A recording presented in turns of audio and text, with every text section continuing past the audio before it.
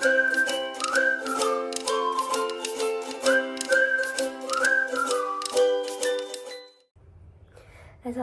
warahmatullahi wabarakatuh. Kembali lagi di channel saya. Pada kesempatan kali ini saya ingin menjelaskan mengenai fokus dari oseanografi dan biologi laut, pencemaran perairan pesisir dan laut, studi tumpahan minyak. Pada kesempatan kali ini saya hanya membahas bab 5 sampai bab 7 saja. Kita langsung saja masuk ke videonya. Bab 5 sesi 4 ekonomi dan hukum, sensitivitas sosioekonomi dan lingkungan, aspek yudisial serta tuntutan perdata dan pidana terhadap pencemaran.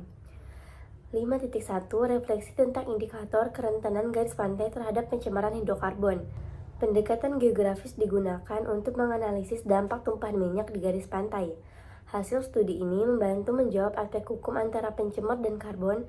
Kerentanan garis pantai dinilai dari aspek lingkungan dan sosial ekonomi dengan mempertimbangkan tingkat spasialisasi, konseptualisasi, serta ketersediaan data. Menurut NOAA Environmental Sensitivity Index (ESI) 2007, pola kerentanan pesisir menunjukkan tren serupa di berbagai wilayah. Gambar di bawah menunjukkan tingkat kerentanan garis pantai Pulau Noirmoutier terhadap pencemaran hidrokarbon di sepanjang pantai Atlantik Prancis. Penggunaan data GIS memungkinkan pembuatan peta sintetik pada berbagai skala dengan pendekatan jaringan variabel. Pendekatan ini disebut Corveco, yang berarti konsep dan alat untuk mempresentasikan kerentanan wilayah pesisir terhadap tumpahan hidrokarbon. Keunggulan utamanya adalah pola konseptualisasi, karena mampu menghasilkan parameter sintetik yang menggabungkan berbagai kriteria. Metodologi ini menggabungkan GIS dengan parameter sintetik pada berbagai skala dalam satu peta kerentanan. Salah satu aspek inovatifnya adalah pengembangan aplikasi pemetaan berbasis web sebagai sistem pendukung keputusan bagi manajer. Akses pemetaan web dilakukan melalui internet untuk memudahkan pengguna dan akan diuji melalui simulasi serta umpan balik dari manajer krisis. Peta web tidak menyimpan data GIS secara langsung, tetapi menampilkan dan memperbarui data melalui interaksi pengguna. Kajian ini berfokus pada sensitivitas sosial ekonomi dan lingkungan garis pantai. Dengan pembelajaran dari kasus kapal tanker Erika dan Prestige, hasil menunjukkan bahwa aspek ekonomi lebih dominan dengan rasio 9:1 terhadap aspek lingkungan. Setiap zona pesisir memiliki peta risiko berwarna yang menunjukkan kriteria ekonomi, lingkungan, dan sosial. Gambar terkait menampilkan contoh hasil pemetaan tersebut. 5.2 Tanggung jawab dan kompensasi terkait tumpahan minyak di laut, kasus komunitas pesisir. 5.2.1 Pendahuluan. Sistem tanggung jawab dan kompensasi seperti CLC atau IOPC, VPOL, dan LLMC Convention telah digunakan lebih dari 12 tahun pada berbagai kasus tumpahan minyak seperti Erika, Prestige, dan TK Bremen. Tujuannya untuk memberikan perlindungan dan ganti rugi yang adil bagi komunitas pesisir terdampak. Melalui kerjasama dengan VPOL, dikembangkan pendekatan baru untuk membantu masyarakat pesisir yang menjadi korban pencemaran laut. Yang kedua, rincian studi. Hukum Prancis menentukan tanggung jawab berdasarkan penyebab pencemaran, jenis polutan, dan jenis tanggung jawab hukum perdata atau pidana. Kompensasi dapat diminta melalui pengadilan perdata maupun pidana tergantung kasusnya. 5.2.2.1 Tanggung jawab pidana pencemaran laut. Peraturan pertama ditetapkan tahun 1983 dan diperbarui melalui Undang-Undang Tanggung Jawab Lingkungan 2008. Dalam pasal N218 ayat 10, L218 ayat 31 Kode Lingkungan Prancis, hukuman maksimum mencapai 10 tahun penjara dan denda 15 juta euro bagi pelaku. Selanjutnya, kasus TK Bremen menjadi penerapan pertama instrumen hukum pidana baru dan rezim tanggung jawab perdata dalam Bunker Convention.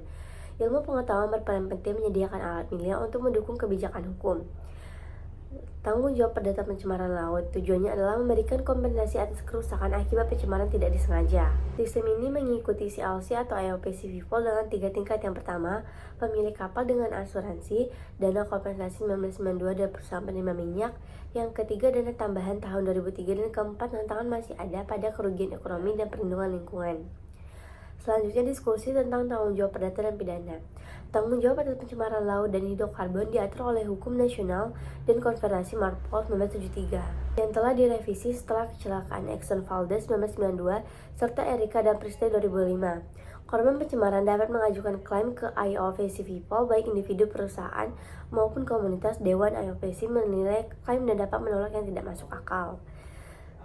Pemodelan numerik digunakan untuk menelusuri sumber pencemaran (urban pollutant). Pada Oktober 2010, pengadilan Brice menjatuhkan denda 1,5 juta euro, tertinggi di Perancis saat itu. Kasus Erika menunjukkan bahwa tanggung jawab perdata dan pidana dapat digabungkan. Pengadilan memberikan kompensasi sebesar 100 euro per burung kepada Ligue de Protection des Oiseaux atau LPO sebagai biaya pembersihan.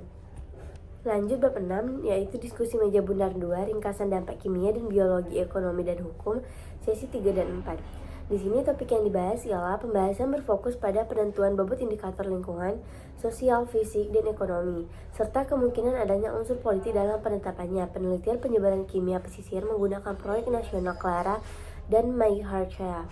Dimensi sosial perlu disatukan dengan aspek lingkungan, ekonomi, dan fisik. Namun dampak sosial sulit diukur karena membutuhkan survei panjang dan biasanya hanya diketahui pada zona pesisir yang kecil. Parameter sosial dianggap risiko non-klasik dan cenderung dianalisis setelah krisis terjadi. Bobot sosial dapat diukur melalui nilai ekonomi, misalnya kompensasi 100 euro untuk seekor burung kormoran yang terpapar minyak. Kendala muncul karena akses data sosial dan ekonomi tidak sama. Kerentanan juga mencakup risiko psikoekologis yang dipengaruhi budaya setiap negara. Penanganan krisis harus dilakukan secara real-time. Dalam kapal kandas, lokasi penarikan harus meminimalkan risiko dengan praktik terbaik seperti menenggelamkan kapal di area terbatas serta penggunaan dipersan dan bom sehingga diperlukan rencana tangkap pelabuhan. Kecelakaan tanker Erika 1999 di AAZ Prancis menunjukkan keterbatasan aturan 1983 tentang tanggung jawab pidana kapal asing. Prinsip polluter atau payer dari AS mendorong perlunya inisiatif Eropa untuk mengatur kapal yang melintasi EEZ dan pesisir Prancis. Selanjutnya, analisis sosioekonomi terhadap risiko pesisir.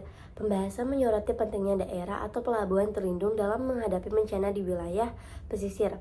Bencana dan kapal karam umumnya terjadi di zona garis pantai yang sulit dimodelkan karena melibatkan faktor seperti penyebaran polutan, aliran perairan dangkal, dan sensitivitas layak. Hal ini menunjukkan perlunya pendekatan khusus untuk kawasan pesisir. Selanjutnya, bab 7, pemodelan sistem udara tak berawak tertambat untuk deteksi jarak jauh pencemaran minyak di permukaan laut. Setelah insiden di Water Horizon 2010 di Teluk Meksiko dan Mantara 2009 di Australia, teknologi udara digunakan untuk mendeteksi tumpahan minyak di laut. Drone kecil dengan kamera dihubungkan ke kapal menggunakan kabel umbilical sebagai penghantar energi dan pengendali ketinggian. Drone ini bekerja seperti periskop untuk memantau permukaan laut. Penelitian ini memodelkan dinamika kabel umbilical menggunakan metode elemen hingga guna mempelajari stabilitas dan kontrol ketinggian drone. Pemodelan dilakukan dengan asumsi gerakan kapal stabil, aliran udara seragam, dan gaya angkat konstan. Citra satelit seperti CleanSyn serta aplikasi drone traksi lain tidak dibahas. Bab ini mencakup definisi sistem, prinsip pemodelan, pendekatan elemen, hingga serta hasil dan implementasi penerbangan normal. Selanjutnya, material sistem drone pendeteksi tumpahan minyak di laut. Ini terjadi di kapal, winch, kabel umbilical, kamera, dan drone VTOL. Drone digunakan untuk memantau dan menentukan lokasi tumpahan minyak agar kapal dapat melakukan pemulihan dengan efisien. Drone dilengkapi kamera multispektral, sinar tampak, inframerah, dan lidar untuk mendeteksi minyak di permukaan laut. Umbilical berfungsi menyalurkan daya listrik dan data dengan desa ringan dan kuat. Sistem ini dapat digunakan pada berbagai jenis kapal dan dirancang agar aman digunakan di laut, termasuk saat kondisi angin dan ombak tinggi. Namun, lepas landas dan pendaratan drone di kapal masih menjadi tantangan karena pengaruh angin dan gerakan kapal. Selanjutnya, metode pemodelan dinamis drone dan kabel dilakukan berdasarkan prinsip mekanika dengan mempertimbangkan elastisitas kabel yang mengalami perpindahan besar. Kondisi batas ditentukan oleh gaya dorong angkat drone di ujung atas dan gaya atau perpindahan tetap di ujung bawah.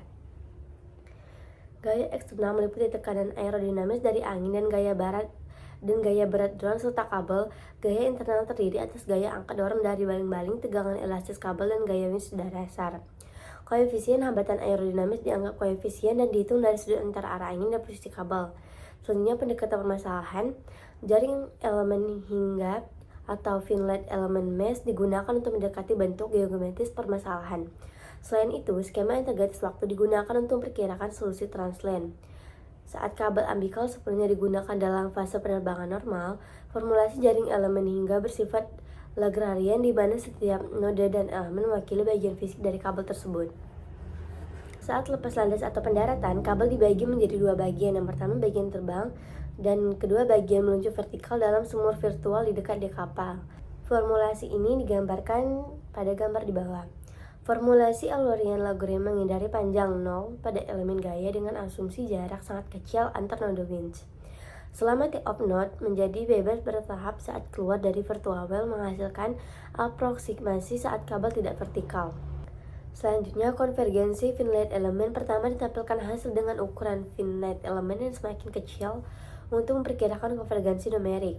Mass finite element menggunakan n sama dengan 2, 6, dan 8. Parameter masalah fisik ada panjang total ambikal, yaitu L0 sama dengan 150 meter, diameter ambikal sama dengan 8 mm, modulus Young X, luas penampang serat struktural 24 kN, massa subsistem drone 3 kg, ambikal 8,7 kg, kecepatan angin relatif 4 meter per sekon, gaya aerodinamis konstan dari drone, lift vertikal FL sama dengan 238 Newton, dorongan dan drag horizontal, Ft ditambah Fv sama dengan 58 Newton.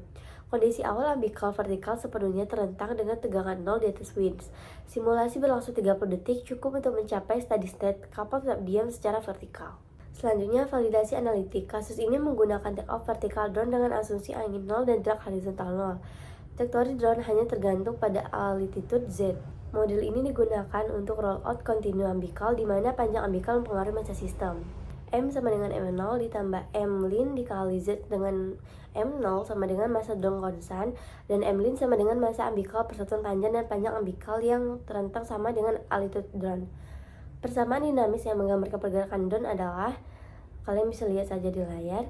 Nah, di sini ada gambar yang membandingkan altitude drone dan dari mode kontinu dan mode diksit dengan 10 finite element menggunakan formulasi Eulerian dan Lagrangian. Ketidakstabilan numerik pada masalah diske terjadi mengikuti unstacking setiap node. Perbedaan antara model menjadi signifikan setelah T sama dengan 3 detik dekat altitude Z sama dengan 30 meter saat hanya dua node yang berada di atas winch. Hal ini menunjukkan bahwa ketidakstabilan bersifat numerik, diperparah oleh jika ada angin lateral. Ketidakstabilan ini menjadi lebih halus. Unstacking node dikombinasikan dengan penambahan massa sistem secara tiba-tiba. Setengah bawah elemen yang dekat winch terkait dengan berat node. Lonjakan massa di bagian bawah sistem menyebabkan percepatan ujung ambikal terjadi tidak halus. Studi awal mengasumsikan massa node di winch konstan, namun hasil menunjukkan perlunya asumsi massa node yang bergantung waktu. Selanjutnya, beban transient. Bagian ini membahas pengaruh angin terhadap sistem yang menyebabkan transisi keseimbangan. Awalnya, sistem berada pada fase penerbangan normal dengan ambikal terbuka penuh. Kecepatan angin menurun dari F0 sama dengan 10 meter per sekon menjadi F1 sama dengan 5 meter per sekon, sedangkan parameter lain tetap sama. Kapal diam pada posisi asal, simulasi berlangsung 30 detik. Saat kecepatan angin menurun, gaya drag pada ambikal berkurang, sehingga drone menarik ambikal menjadi lebih vertikal dan sistem bergerak melawan angin. Pada kondisi ini, ambikal memanjang sekitar 25 cm dari panjang total 120 meter. Selanjutnya, ketika kecepatan angin meningkat kembali dari 5 meter per detik menjadi 10 meter per detik, sedangkan kapal tetap diam, sistem mengalami transisi yang lebih cepat, yaitu sekitar 10 detik. Panjang ambikal saat itu meningkat menjadi 28 cm, menunjukkan bahwa gaya viskos yang lebih tinggi mempengaruhi perilaku transient ambikal dan drone. Kesimpulan, model numerik yang diusulkan mempertimbangkan elastisitas ambikal. Umumnya, model ambikal menggunakan badan kaku artikulasi. Presisi model diharapkan cukup konstan dengan kinerja kontrol perintah sistem. Perkiraan bobot dan ketinggian maksimum yang diizinkan yaitu 145 meter, menjadi tolak ukur penting untuk eksperimen di masa depan. Penelitian lanjutan akan memperkirakan kecepatan angin tertinggi dan kondisi atmosfer yang dapat ditanggung sistem. Sistem ini berpotensi digunakan dalam pertanian, industri, bencana alam, dan pengawasan pesisir. Keterbatasan sumber minyak standar dapat mendorong eksploitasi ladang minyak berisiko yang berpotensi menimbulkan pencemaran air laut lebih lanjut. Baik teman-teman, cukup sekian dulu penjelasan saya kali ini. Bila ada kata saya yang salah, mohon dimaafkan. Sampai jumpa di video selanjutnya. Wassalamualaikum warahmatullahi wabarakatuh.